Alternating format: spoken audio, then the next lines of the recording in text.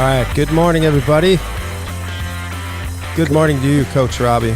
Good morning, Coach Mike. It's June 6th, the year 2023. Welcome aboard, everybody. Listen to Crushing Iron Podcast, episode 691. Yep, that's what we think. That's what we think. That's what we know. And you know what? What you think is what you know. Hope you all had an amazing weekend. A lot of racing going on. A lot of everywhere. Busy time this weekend. I'll be headed up to Des Moines this weekend. Looking forward to seeing. We have quite a few athletes. So if you're going to be there and you see me around, come say hi. Shake the hand, say hello. But yeah, I'll be there on Friday. I'm looking forward to it. I guess the actual first full version of the 70.3, the first year they did that race, it was, I think, bad storms rolled in and they cut the swim short and the bike short. And then last year was the full distance. But looking forward to hanging out in the city of Des Moines, downtown, and seeing everyone. So, yeah, again, if you're there, come say hi. And then you got Eagle Man 70.3, the very popular Grand Rapids races up in Michigan. So, listen, it's June. It's full on. It's full gas. Excited to be here today. It's your first time tuning in. Welcome. We appreciate you giving us your time. We know you have quite a lot of options in the triathlon podcast universe, and just podcasts in general. Time is very valuable, so we appreciate you tuning in today. We cover it all. We do swim, bike, and run specific podcasts. We do race recaps and also a lot of race previews. But for the most part, Mike and I, as coaches, athletes, best friends, we just sit back, relax, have an open, honest discussion about what we're going through in life, not just as human beings, but also as coaches and athletes ourselves. We also talk frequently about what our own vets are going through. Mike and I work with a wide range of athletes all across the globe, from beginner level triathletes from the very first 5K or sprint triathlon, all the way up through elite level amateurs trying to get back to world championships, and everyone in between from all over the globe. And we use the feedback loop we have with them and training peaks, emails, text messages, and the like to drive the discussion today. We also utilize our Facebook group. You can search that, Crushing Iron Group. Answer one simple question and let's right in. Awesome people, fantastic community, solid resource in a sport that's oftentimes way overcomplicated with way too much info out there. It is a solid space and a solid group to go in, ask questions, be a part of it. Don't be a lurker, participate. And if you got questions, ask them, because you got a great group of people. Again, wide ranges of experience levels, from beginners, people who haven't even done a triathlon, trying to figure out their way and get answers to, again, the confusing sport that it is sometimes, all the way up through Ironman World Champions and everyone in between. So ask questions if you got them. You'll get a lot of great feedback, and we'll go in there like we did last week, do a little bit of a Q&A, take the pulse of the community. And that's it. We don't do sponsors. We definitely don't do ads, but we do have an agenda, and that's to keep you happy and healthy in your endurance sports journey. Yeah. Hey, and listen, I'm probably moving soon up north to the house. So yeah. I've got a lot of gear here that I need to get up.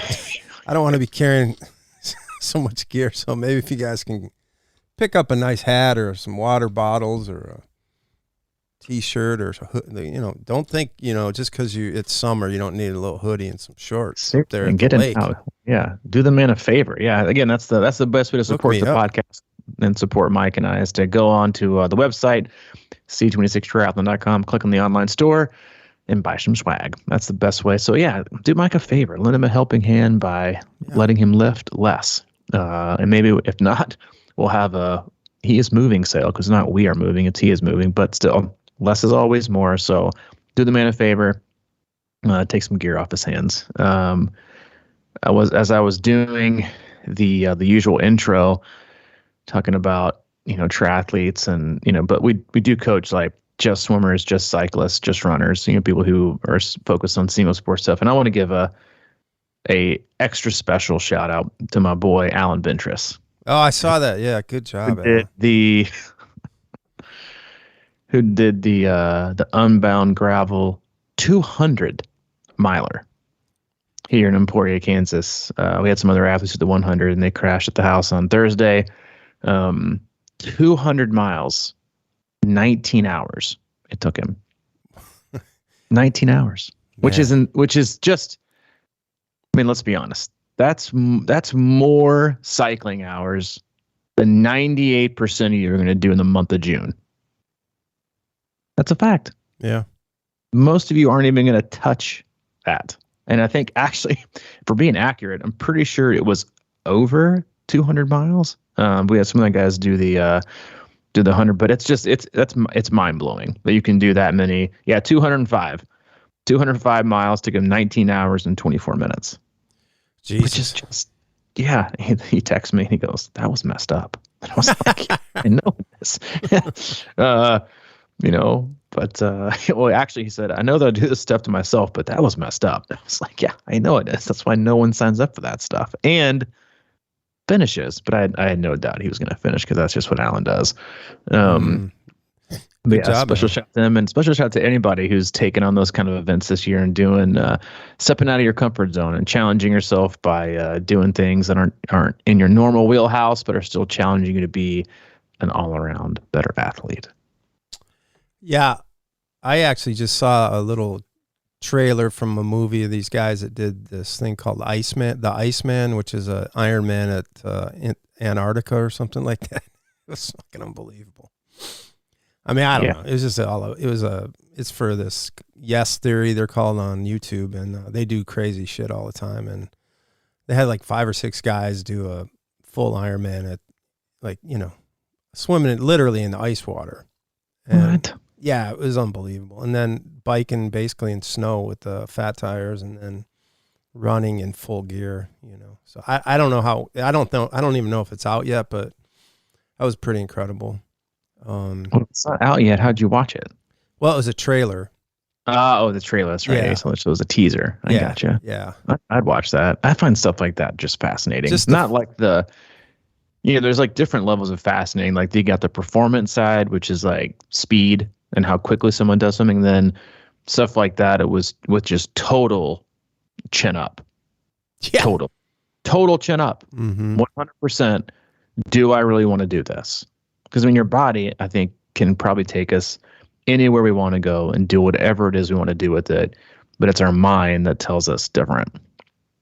But yeah, that stuff like that's fascinating to me. Oh, me too. Yeah, just watching them kind of cruise along on the boat, getting ready. They showed that scene when they started, they jumped off the boat, and I mean, there's like ice chips and like in the water. And one of the things they said was that we gotta really keep an eye on this. If we see a pack of seals, we have to abort for a minute or something. Pack of seals, abort for a minute. Yeah, something you don't say very often on the the Pride job that done in Training Peaks too. Yeah. Oh man.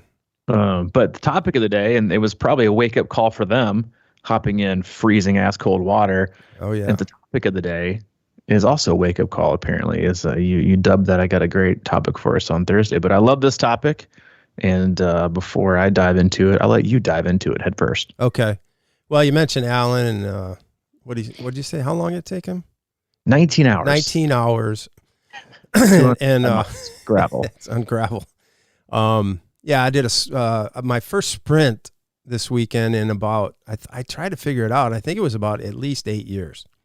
So I've been in, long slog mode for a long time. And I don't want to say I was, I think I was a little intimidated by it, which is really weird, right? We always say, it was a sprint or just a half or whatever, but something about sprints, and I think it combines with the nature of who I am. And a lot of people they know they have to kind of go after it. And if you're not used to going after it, that can be intimidating. Mm-hmm. And frankly, I just kind of a lot of times cruise through the early parts of the year. I mean, I think when I used to always start with that Rev Olympic, and I really liked that because it was kind of like in May Olympic, kind of got the juices flowing. And I think this ended up being sort of the wake up call I needed, because we got down there and I went through, I mean, it was just a okay race or whatever, but man, I was telling you before the podcast, I was like, I thought I was in decent shape, and I did all right, but I was looking at the results, this little sprint triathlon in Middle Illinois or whatever, and I looked at the board and I was like 9th in the 60. I'm 59, but I'm racing in the 60 age group this year, and I was like, holy shit, dude. That was like kind of a slap. It's not like I'm a perpetual power bar winner at these races, but I'm usually in the. You're top 5. I'm usually, top 5, top 4, whatever. And I kind of was, in the back of my mind, I was like, I raced pretty good. I looked over and I was like 9th, and I'm like, Jesus. So it was kind of humbling, man, in a good way. And everything I went through that day was really foreign to me, to be honest. I mean, the last race was, of course, Wisconsin, and I was planning to just do Wisconsin again. Of course, you did the sprint a few weeks ago, and that got a lot of juice, and somebody started talking me into it, and here I was. But I think what I realized is that, I think a lot of us get to this place where we know we can do something, and we've been there, we've done it, and I don't want to say we don't take it seriously. I want to say that, but I think we don't, commit to it enough. We don't commit to things. And that's sort of what's been going on with me. And even last year when I did Ironman Wisconsin, I really think that on a good weather day, I probably would have cut off an hour on that time. I was right at 14 hours. I'm usually at 12. I think I probably would have done a 13-hour last year on a good weather day. But still, I just kind of went through the motions, and I kind of feel like I've been going through the motions now. And it's not, it's a lot of training, but afterwards I was thinking back to the shit that I used to do, when we lived in Nashville and stuff, when we were starting. And I still almost contend that I think I trained the hardest I think I've ever trained might be for my first Ironman. And I had no idea what was going on, and it hurt, and I was hungry, and I kind of had this like desire and stuff like that going on. And I think that that's the stuff, whether it's, recovery and eating right and, stretching, rolling and sleeping, and really kind of getting your mind in there more often rather than just being like, oh shit, I got to go work out. It's sort of like the difference that kind of stuff makes, and just the consistency of working out and training and pushing yourself is huge. And like I said, I got through it and I did okay. But, at this point in my career, it's really not that fun, because you know what you can do, and you push it as hard as you can go, and you don't get anywhere near what you can do. And it's sort of like, well, if I'm going to do that just for fun, I don't want to push it that hard, and it's like, you can go out and kind of have fun with the kids and whatever. But this was just one of those things that kicked me into gear, and I think it's a really good thing. I'm not complaining at all.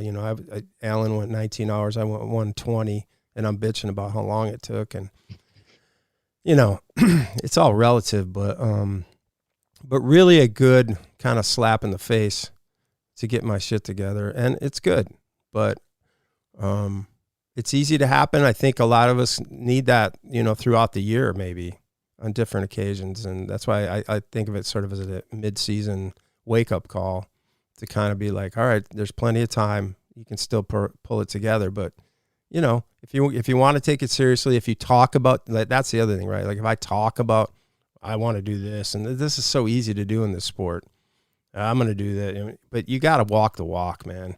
There's no more of this. Like, I should have, if that, that's, I got to wipe that out of my slate, move on, and really get after it. We talked about this a little bit before we went live, and I said a lot of athletes need wake up calls. Not athletes, a lot of people, right? Need wake up calls. I think a lot of times we are so stuck in our thoughts and our hopes and our unrealized dreams, backed by no work towards them, right? That we just expect things to work out. Or and we talk about this a lot with when athletes sign up for a full or a 70.3 and they've, had good results in the past. Well, what happens is, and I see this all the time with athletes, is they'll sign up for a race, right? They've been in a great groove. They had a great result. They'll sign up for a race. Yeah, next year I'm going to shave off 30 minutes. Mm-hmm. And what happens is they ride that belief, right, in their head, but they don't follow it with action. They just ride this like euphoric belief, this, almost kind of naive justification in doing nothing, but they just had that thought, so they stick with it. But their training doesn't match. And so no matter what their training looks like, what happens is they still get stuck. They're still stuck on the, grandiose visions of going sub 12 or sub 11 or breaking the 15-hour mark or going under 6 hours for a 70.3 or just finishing, because that was the first thought, the first feeling, the first, dream they had when they signed up. Was I'm going to do this, right? Inspirational YouTube videos, this and that, all they can see. But what you see and what you dream and what you believe mean nothing without action. Zero. Yeah. Zero. And a lot of athletes they just don't abide by that rule. Like, I want to do this, I want to do that, but if you don't do it, it doesn't matter, right? And so that's where, action has to follow belief. And a lot of athletes get stuck there where they anticipated training 10, 12, 14, 16 hours during specific blocks. And then one, just chose to never do it, or B, got sick, got injured, had family crisis or obstacles or life stressors or whatever it is, the normal stuff that happens, work-wise, or life-wise, and they don't adjust. They just it's like, seriously, like once a goal is set in someone's mind, especially with athletes that are very rigid and inflexible, it's like it's stuck there in stone, period. I had this exact same conversation with an athlete, I think maybe Sunday. They did Victoria 70.3 on Sunday, and the day before that really, really, really messed up their foot running in the water, stepped on a rock or something. It was super bruised, thought they had broke it. And then like 6 days later, after the 70.3 was doing an Olympic, and he like, hey, I did okay, but I failed. This didn't mean. I said, I don't know. I'm not really sure where you even got these expectations post 70.3. Like, did you just pull these out of thin air? Because I had zero. Like 6 days. Another athlete just did Ironman Tulsa 2 weeks ago, right? had a great race, was on the podium, and then just kind of chilled out. And 2 weeks later, expected to have speed for his Olympic. And I was like, I don't know where we get these expectations from. Like, I think most expectations comes from two things, right? Past success and past failure. We either ride our successes way too long, right? It's like the guy we've talked about this before. It's like the dude rolling up to the, the high school, football game on Friday night, still wearing his state championship, football jacket from 1984. You're riding it just a little bit too long, right? Just a little bit. Or the ones that ride their failures too long. And I said to, again, another athlete reading over their comments in Training Peaks. Like I said specifically, I said, your great workouts in your mind vanish within 24 hours, but your mediocre to poor workouts stick with you for a year. That's how they're wired. And some people, it's the opposite. They have one workout that's great or one race that's great and expect it to now be the norm. And that's just not how life is, right?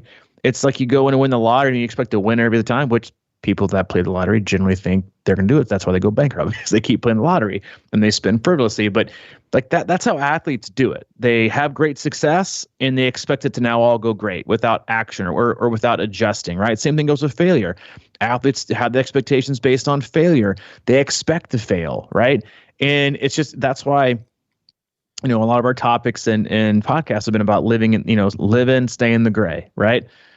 Don't get too up, don't get too down. And I think one of the very first, maybe the first guest we ever had, Steve Magnus, way back in the day, he said, 20, I think it was like a 24-hour rule, whether it's your best race ever or your worst race ever. You got 24 hours to enjoy it or 24 hours to sulk.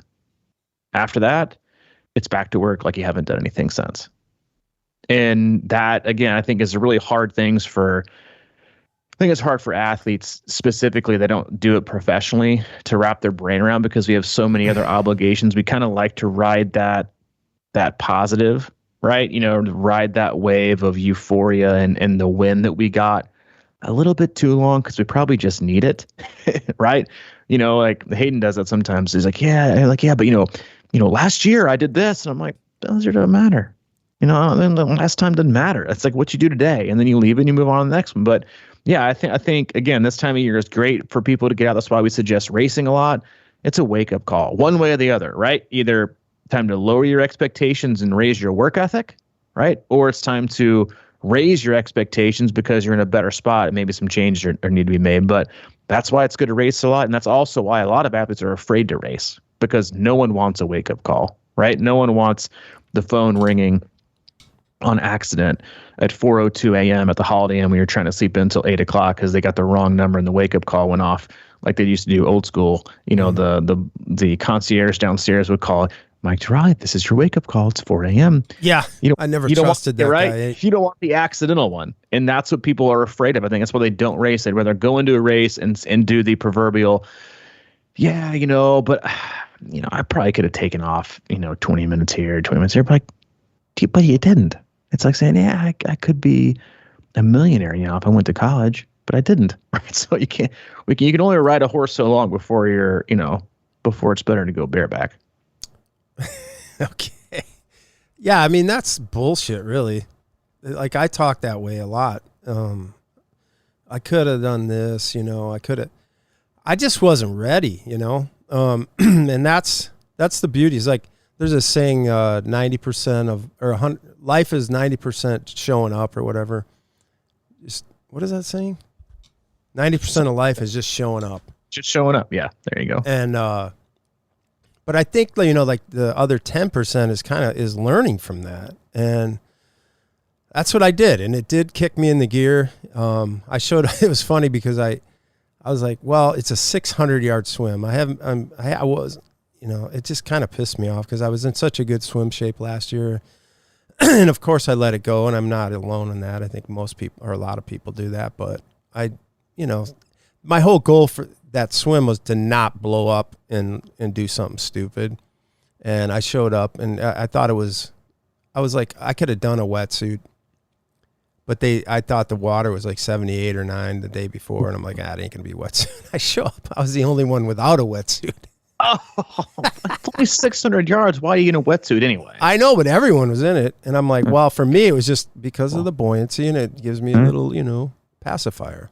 And fire. I could have cruised a little bit, but you know what I did? I started right in front. I was like, if I'm going to get back into it, I'm going to get back into it. And of course, I got a messed up wrist, so I was a little worried about hitting somebody. and that anyway, so I just kind of cruised it and I had to take a couple breaks. Oh man, I made a stupid mistake. I pulled my top down, the sleeveless kit. Yeah, I just pulled it down and kind of tucked it into my shorts, and I was just going to pull it up and run out of T2 or T1 with it. Whoa. Yeah. Dude, I'm just a text message away. I know. You can't do shit this is how out of it I am, right? I do that when I'm swimming with a wetsuit. I've done that before in a wetsuit because I just... Right, yeah, do it in a wetsuit. Totally. But I swam about like 10 yards, and that thing was wrapped around my fucking thighs. Like, oh, well, pull buoy. That reminds me of it's like I swam it like a band swim. But anyway, it went fine. But it was really weird feeling wow, I am sucking gas coming out of the water into the bike. And I was actually really grateful to feel that again. Because I was like in T1 going, whoa, I was a little disoriented and putting my shoes on, and my tongue wouldn't work on my, I was like, fuck it. I just put it on, and I got on that bike, and that was the only one of the main goals I had, was just to see what I had on the bike. And even though I haven't been riding a lot again, but I went out and hit it hard. And this was the first time I can remember that I actually had sort of some GI, like that's the thing about the bike. When you're pushing too hard, and that's when you can kind of feel that stomach get a little bit twisted up or whatever. And I felt that, but it wasn't bad or anything like that. But that immediately when I got off onto the run, that's when I felt it. And I think a lot of people underestimate that as far as GI issues. Because they push too hard on the bike, and especially over a long ride, and it's kind of always just, in there nagging you. And then you get off on the run, and you can tell your stomach's a little jacked up. So I just didn't have any more to push really on the run, but I got through it and did all right. But I got to learn from that whole experience, and you can't really learn unless you show up. And that's the thing, is like, but that carries over into everything, showing up to workouts every day. It's just not a wake up call in that I got off the next day and started going crazy. I just have to really get into the grind and just get back into the minutia of the whole thing and really just do the best you can without, trying to win the race tomorrow, the next race. I mean, to me, that's the biggest key, right? And because athletes swing so fiercely and so huge one way or the other all the time. Mm-hmm. They get done with the race, right? Especially like end of season. Yeah, I just really want to keep this momentum going, right? It's like they're afraid of downtime. Have a great race, and it's like they're terrified to lose it, that they'll never get it back. So they go all in, right? They have a great race, regardless of what distance, in mid-October, and they're like, "Hey, we don't take it down. I just want to really carry this. I don't want to crush 2024. I just want to nail it." Great, good for a few weeks. Crash and burn. They're done. I'll swing, or they have a bad race. Man, I just don't think I'm cut out for this. I don't think this is for me. Like what? What's not for you? Hard work? Then maybe it's not. Right? This is the truth. They swing so true, man. Fiercely in each direction. There is no, all right, well, that was okay, man. That was fine. I'll move on to the next one and just do better. Like I think we get so misplaced in what we want as our prize. Right? Our prize is a result that you get it and you want more, or you don't get it and you just think you'll never get once you quit. Right? So all in or quit. The result is hard work. That's it. We do this as a hobby. But the result is hard work, right? And then affirming your hard work through what will be a solid result. If you don't do hard work and you don't work hard, or you don't work smarter, you run yourself into the ground, then you're going to get what you get, right? And then, or you'll get what you deserve, but you'll make excuses about why you got it, which is what a lot of people do. Man, I could have done this. Well, that's like that's everywhere in life, right? Woulda, shoulda, coulda, #didn't, right? Didn't do any of it. Woulda, coulda, shoulda, though. Like almost only counts in horseshoes and hand grenades. That's it, right? There's no almost. There is no would have, could have. It's just you did or you didn't. Yes, take some learnings from both the wins and the losses, but other than that, just move on. I think athletes, I know, because I've been doing this for 10 plus years and worked with hundreds, pick with a fine tooth comb to find positives and to find negatives.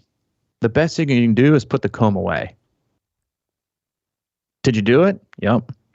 Did you get what you got? Yeah. Same thing, we talk about a lot, like when it talks about, you get what you get with fueling and bad recovery and bad sleep, but you still expect great things, or the time frame and the performance gains that athletes expect, like on a week-to-week basis, or like 4 weeks later or whatever. And that's why, like, I'm sure. I mean, I know this for a fact. I for sure come across as an asshole sometimes because I'm very direct and very blunt. Because most of the time people need that because it's way too. Well, you did do your best, and I think you can do this. I'm like, you don't need false hope. People need false hope because it's paralyzing, because it keeps somebody right in the same spot they've always been, which is zero success. What most people need is a reality check. Period. I mean, I had an athlete the other day who did Ironman Texas and then followed it up with a very hard marathon 4 weeks later.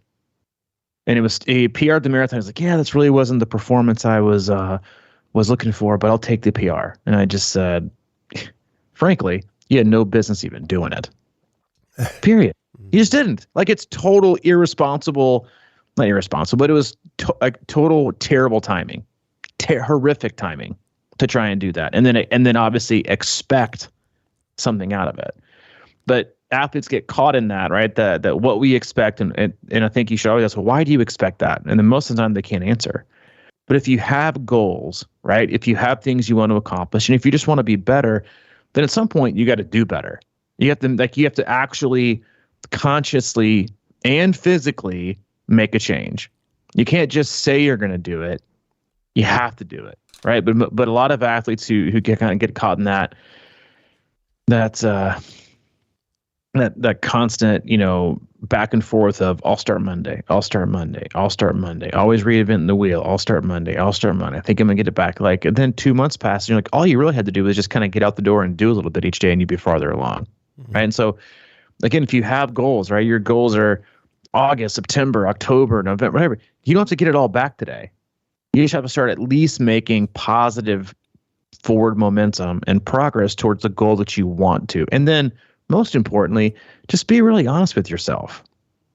I mean, that's the best way to get a great result, not a great result performance-wise, but a great result in your mind and affirming what you did and loving, the time regardless of what happened, right? Because it's based on effort and execution, is to just dedicate yourself to doing your best and throw everything out the window. And don't expect to be on the podium. Don't expect to qualify for this. Don't expect to break this time. But just expect to do your best. If it ends up happening, great. You'll be ecstatic. If it doesn't, right, it could be out of control, could not be out of control. But doing your best is something that only you can control. But on the flip side, be honest with yourself if you haven't done your best, and then give the reason behind it, and be, and understand that, and then just accept the fact that you might not have had it that day, or you might not have had it in training, and that's okay. But have fun with it. But in order to have fun with it, you got to work hard at it too. Yeah, man, I like that so much. Dedicate to doing your best, because it is the reality of what's going on in your life right now. And I have that fight with myself a lot about underachieving, and I've always felt like, I kind of always feel like that. I think maybe some of us have that tendency to think that we're always underachieving when we're actually working pretty hard, and doing our best. And that's always been a question, right? Like, doing your best. Did you do your best? Did you really do your best? I mean, you missed that one day this year. Does that really count? Is right. That's like where we get, like you said, people that have a bad day or miss a workout or something, they get caught up in that. And, there's life is going on, right? And I think back to the analogy we've kind of always used about racing being like studying for a final exam, and how I used to approach that in college. It kind of set the tone. I was kind of a jack off in college and screwed around, just like a lot of kids probably. And that finals week or whatever, we go sit in the union and drink coffee that I didn't even like, and we'd stay up all night and study for these tests. And I was just thinking about that. I go from like a calculus book to a European history, and I'd be going back and forth and just studying all night for these damn final exams, and somehow I'd get through it. But you always knew that you didn't do your best. And then at some point there was a year in there when I actually was doing the work on the daily and kind of studying just a little here, just keeping it fresh. And I didn't have to cram, and I actually did better, and it felt better. And I think there's a real good correlation there between training and racing and stuff like that, because that's how, it's always like, shit, well, I'm running out of time, but I can probably, do this and compensate here and do this. And, like you're always kind of in that mindset, and that really creates anxiety for me.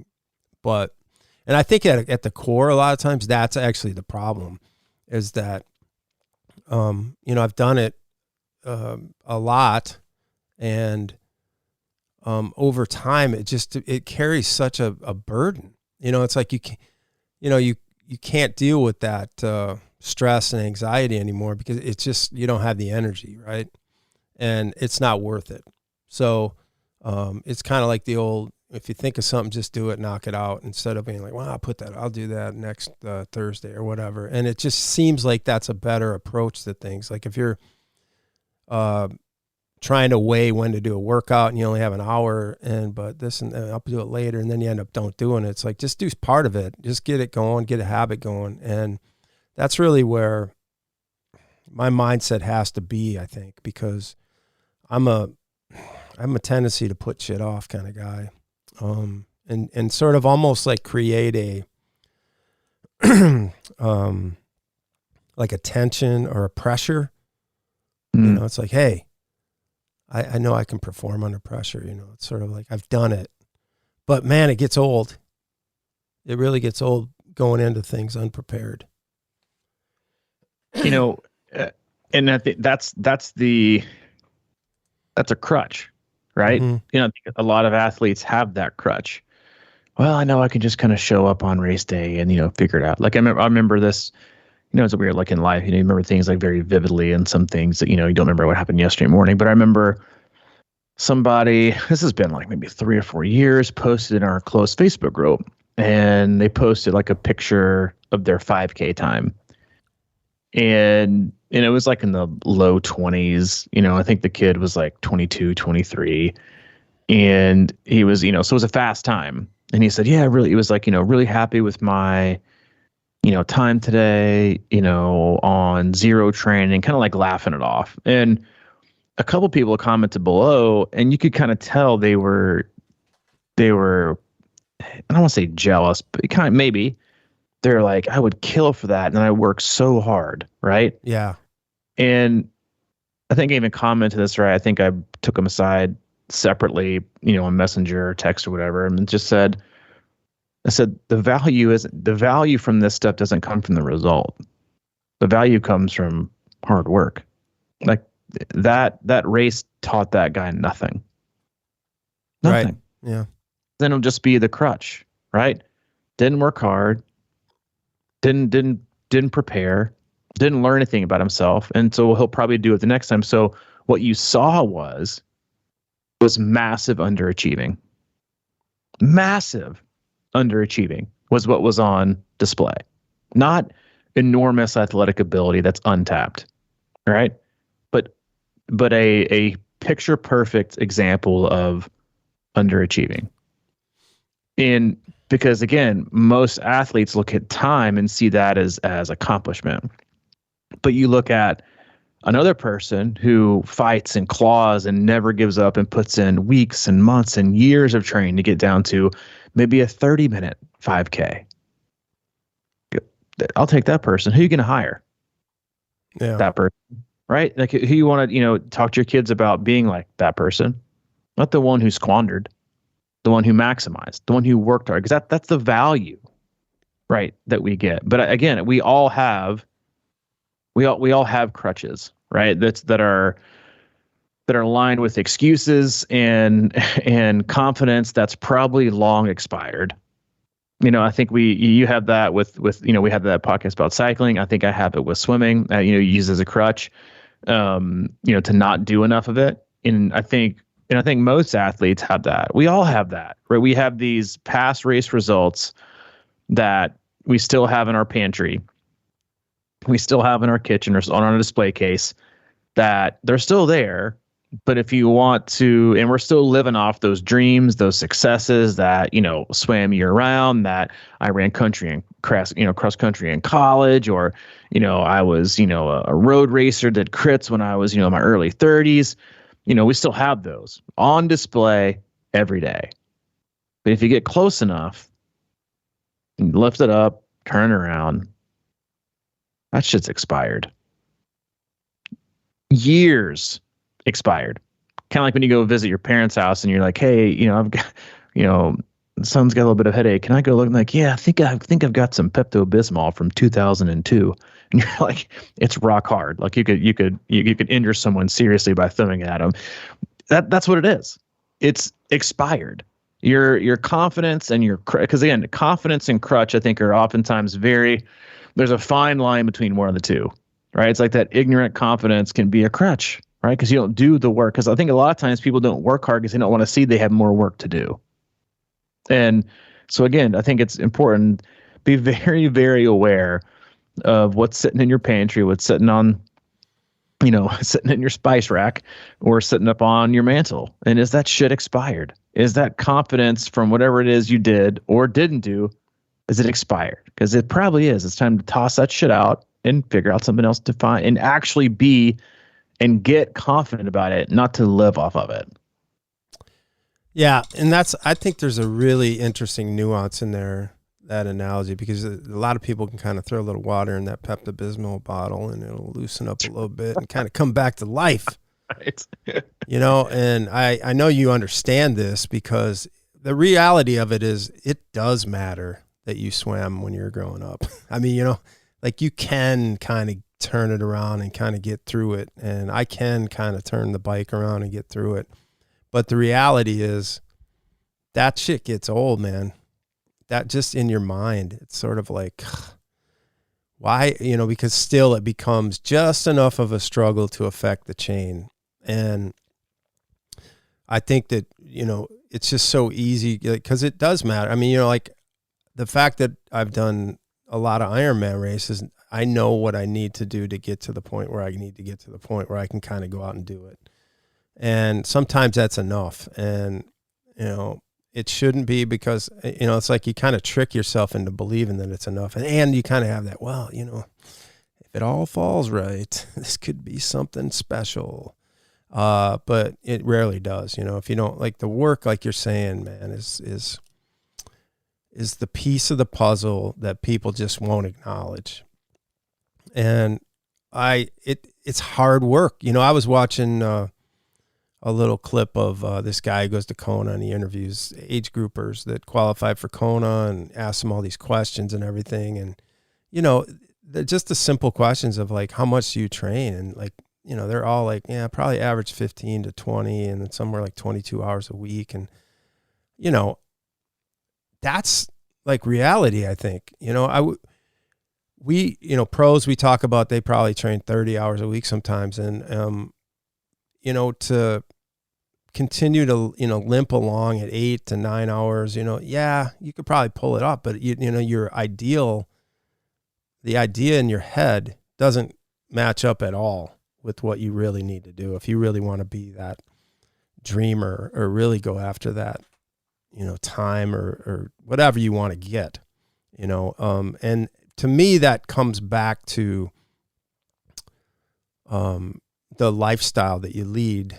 And it could be something like, like, for example, when I talk about how I used to train, and for me, that was, I had like a pull-up bar in my house, and I would just jump on that thing a lot and just hang there or whatever, do like, leg raises and, just in passing.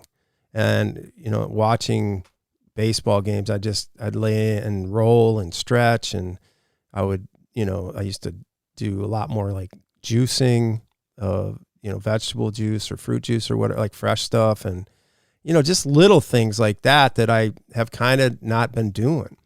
And it makes everything harder, I feel like, to get out every day, because your energy level is just a little bit depleted. And it's like, I can't even hardly do these workouts like I want to do them. And you wonder why. I mean, all that stuff matters. I'm not, sometimes the sleep isn't where it needs to be. And that is like, we, everyone talks about that now, but obviously that is like so big.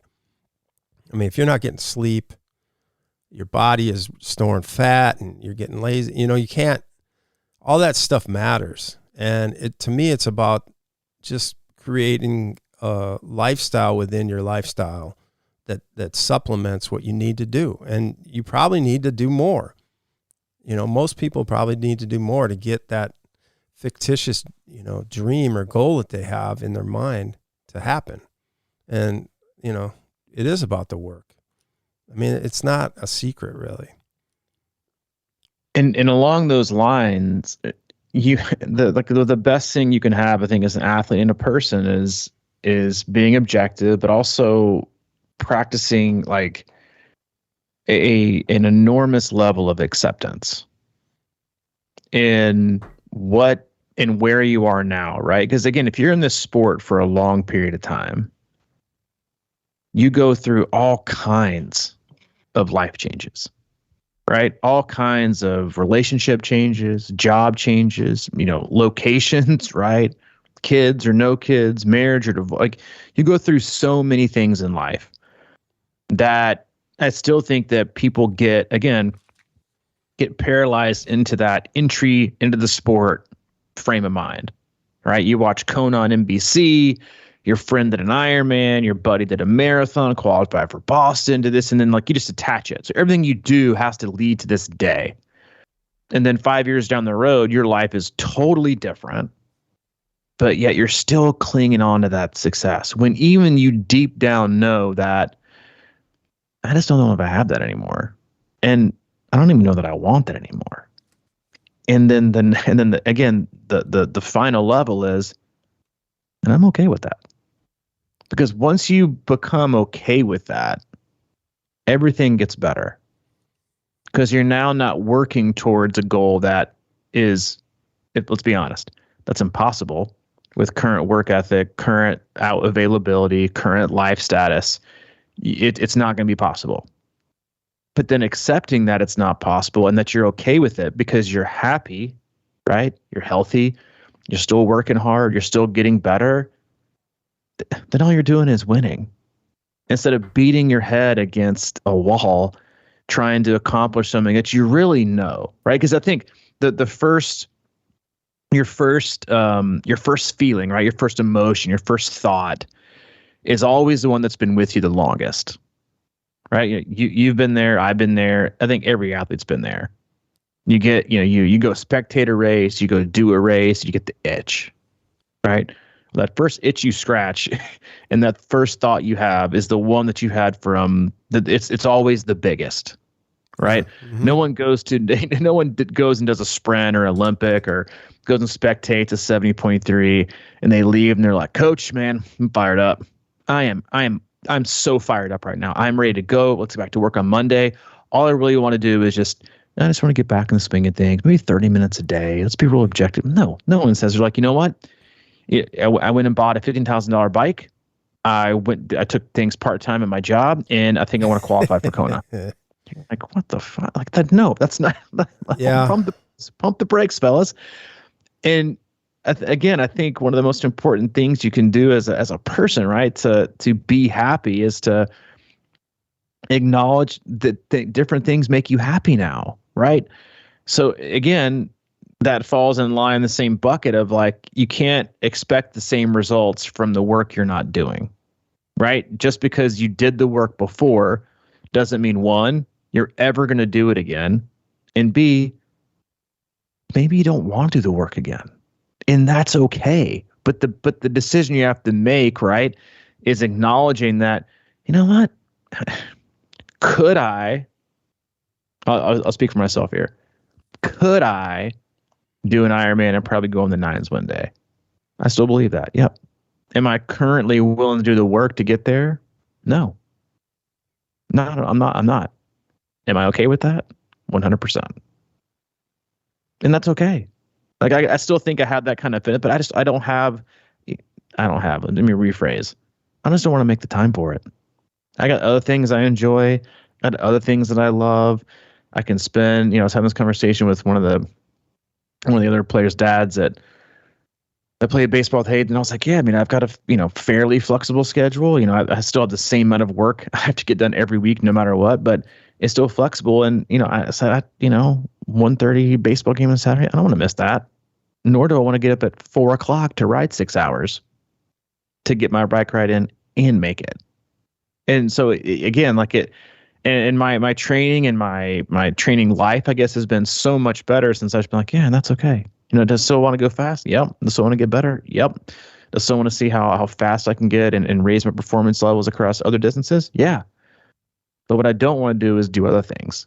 And acknowledging that means that while I'll still, I think, always have, again, been in the sport for 20 years now, I'll always still have that little bit of an itch, right? It's like when you got like a surgery or a titanium pill. You're like, yeah, feels like rain. And you're like, what? It feels like I feel it in my bones. And that's what happens to me when I go spectate a race or, I'm tracking people. I'm like, man, I want to qualify. No, I don't. I'm like, no, I don't. You don't have time. You don't have time. You don't want to make the time. You want other things. And then that thought just like passes her. But the important thing is, one, click the register button, and then 2, commit. Find different things to push yourself and still kind of stay on that trajectory, because you never know. Life is going to change, and you might get the time back, and you might get to the place where you want to make the time again, but you don't want to have to start from scratch, because then it just makes that much more impossible. So be objective with stuff and practice a certain level of acceptance, right? Instead of, a false sense of hope. Yeah, I think that's really good, man. I think that itch you're talking about is really powerful. I think that's like almost built into our genes as humans. It's sort of like we want to be special. We want to do something special. And I actually saw this, like, I don't know how it came up, but I saw this video on this guy. I think he was a former Raven lineman. He was like 325 pounds, just a huge beast kind of guy. And he had this video. I was like, I got, all I wanted was the trophies and all the accolades. And I think they won the Super Bowl. I can't remember. But afterwards, he just said it was just like he wasn't the person he wanted to be. And he was, I wasn't, showing my wife love and my kids and all that kind of stuff. And he completely 180'd, and he went into this like weight loss mode, and he did like a big water fast and everything like that. And now he's all this like spiritual connected guy. And it just sort of changed him. And I think that we all want to do some, something special, and we all have that drive. I just think it's in human nature to set these, goals or dreams up here, and but I don't think most people understand what it takes to get to them, or they may, but they don't want to do that work, including me a lot of times. It reminds me whenever my buddies and I used to start bands back in the day, and I've talked to this, but it was so much fun talking about being in a band and traveling around and playing on stage in front of crowds and everything like that. But we always would do that in a bar, and we'd write all this shit on a napkin, and then it would be like, when are we going to practice? Shit, I got to practice. I got to work at this, man. But it was so much better to come up with the fictional dream and the idea of being, and that's always fun. It's kind of a motivator for today. Right. You know what I mean? It's like today's motivation is like, I could do that. That could be me. And then tomorrow you wake up and you don't feel kind of the same. And then it just is like, shit, I got to do the work now. I would argue that, and this isn't true, but it's probably kind of true, that we're one of the very few people to ever have had a second business meeting in a coffee shop, because most meetings 99% of the meetings you see at coffee shops are the first one. You want to know why? Because no one wants to come back for a second, because in between the first and second meeting, you have to do work. Yeah. You have to outline things. You have to figure out how you're going to make this business work. You got to do some homework. You got to do some research. You got to put something together. Most people aren't willing to do that. But man, is it sure as heck fun to talk about for 4 hours about building up your confidence, talking out of your ass. I'm going to do this. We're going to do that. We're going to change the world. We're going to be disruptors. We're going to do everything. And then when it comes to disrupting your schedule with hard work, you're out. Pass. I don't want to do it. No one comes back. All the meetings you see are the first time. No one comes back for a second, because in between that, because it goes from thoughts to action. It's time for action. Luckily, this was born out of the Portland Brew upstairs dining room table that we sat in the back, and here we are. But yeah, the most time it didn't happen to that. It's the first time. It's because it sounds fun. That sounds like a good time. Does it? You know how much work is? Like, seriously. I think before, this is a terrible business model, but what if Ironman or 7.3 or marathons or endurance rides are like, listen, before you click register, you must read this and say it out loud. I, Mike Tarrolly, commit to training and on average between 10 to 14 hours a week for the next year. I will rarely miss a day. I will work hard. I will be consistent. I will swim 3 days a week. I will work hard at it. I will do this and that. They would lose like 50%. Like, no, I don't want to hear. And here's the thing. I don't want to hear that. I just want to click register and tell people I'm signed up for it, because then I believe. Then I can do it. And then on race day, it doesn't happen. Again, like there's this, like, again, yeah. Can anyone do anything? Yep.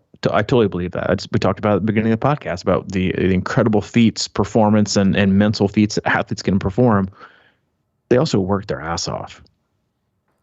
Work their ass off. And a lot of people you think that have it natural or got lucky work their ass off to get there. I think there's a quote that says, the harder you work, the luckier you get. Yeah. You're right. It's like, and that's just, and that's true in so many things in life, in sport, and again in life. The harder you work, the luckier you get. That's just it. But you have to work hard.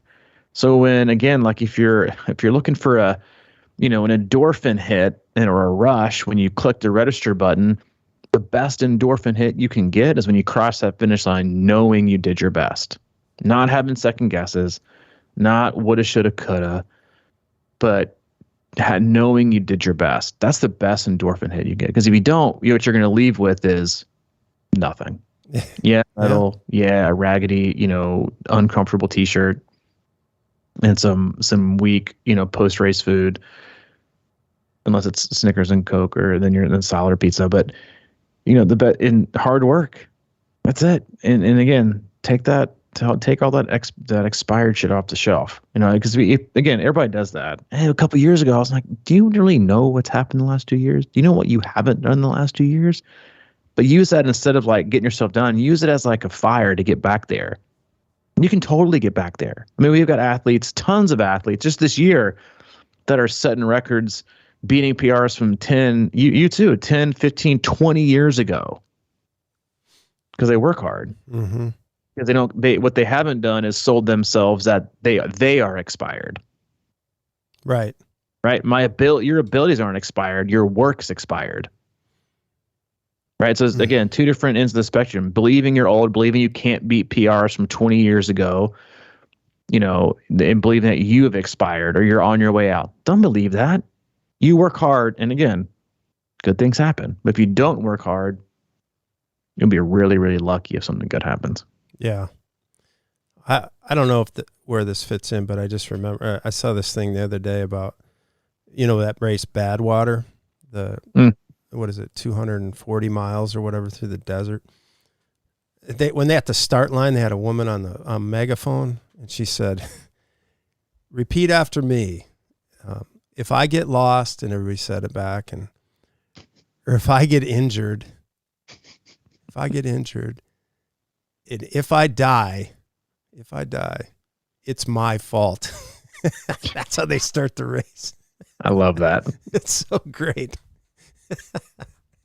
But I mean, really, it is accountability. It's about doing the work, and I love what you're saying there, man, because it's so true. So true. It's gonna be your fault. It reminds me. We can close out here in a second, but that reminds me. I think I was in treatment for like a month, and our primary therapist, he said, "I want everybody to repeat after me." And we're like, "All right." I will relapse one day. Whoa. Yeah, he said, "Say it again. I will drink again." And everybody said it. And he was like, "No, say it." And I'm like, "Oh, that's not true." He goes, "No, most of you will. Say it again." And no one was comfortable saying it. But I think the point is that you probably are. And to have that healthy fear, hovering over you is a really good thing. To not be complacent, to not be stagnant, but to always think, yeah, chances are, I mean, if we're being honest, chances are, statistically, percentage-wise, whatever, I'll have 10 years in November, so the longer you go, the better chance you have. But still, statistically speaking, the chances are better you're gonna drink again, that I would drink again. And so having that like healthy fear is such a good thing for me in this life, to keep me on my toes, to keep me, again, not just internalizing it, but being open about it. Is that, like we had some people from Memorial Day, and like this guy like brews his own beer in his basement and like micro brews. And I was like, "Why don't you bring the beer? Like, I'll bring the beer." And he brings it, and he's like, you guys want to hold on to this for the week? Just nurse it. That we don't have to like, carry it. He's brought like a whole keg. And I'll tell you what, after being almost 10 years sober, I never thought I'd have a keg at my house again. But he had a keg. He's like, "You want a nurse?" I was like, "No, dude, I haven't drank in like 10 years. He's like, "Oh, cool. You're sober. Yeah, I'll take it home." But it's like voicing it is also good. It's not for me to tell the people, it's a way for me to remind myself that it's something that I have to pay attention to. And it's also something that I am 100% okay with. But just, I think, again, like they said in that Badwater line out, or the start line, is like, saying that stuff, I think we all need like that healthy level of fear inside of us and the ownership, right? If you get lost, it's your fault. If you get hurt, it's your fault. If you die, it's your fault. If I relapse, it's my fault. Period. It's my fault. Can't blame anybody else. It's my fault.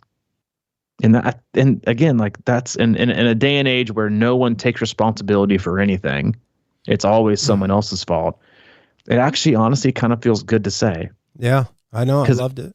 It's you know what I mean? Like it's a next level of ownership. That's like, because it puts all of the responsibility on you, but then it also makes every day, every week, every month, every year that goes by that I don't, honestly, that much more fulfilling. But in order to do things like that, you have to take supreme, ultimate ownership of the failure or the success to make it happen. And I think that's a shortcoming that a lot of people, not athletes, people have these days is the acceptance and ownership of full 100% accountability over things in life.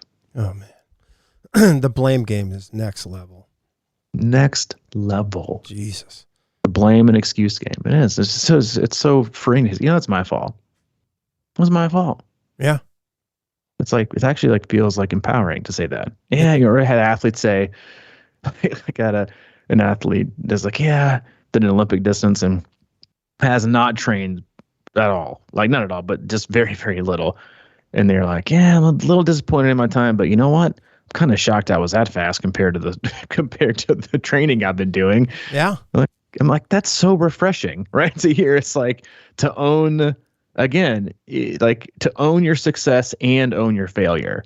It's a great thing, right? It's because that's a very, it's not one of those things you see in life much anymore, right? Is owning, we all like to own our successes, right? Or most of the times, belittle our own success. What I could have, but I really should have done this better. Yeah. And then when it comes to failure, it's like, well, this got in the way, and just own it. Own it. With the excuses and just own it.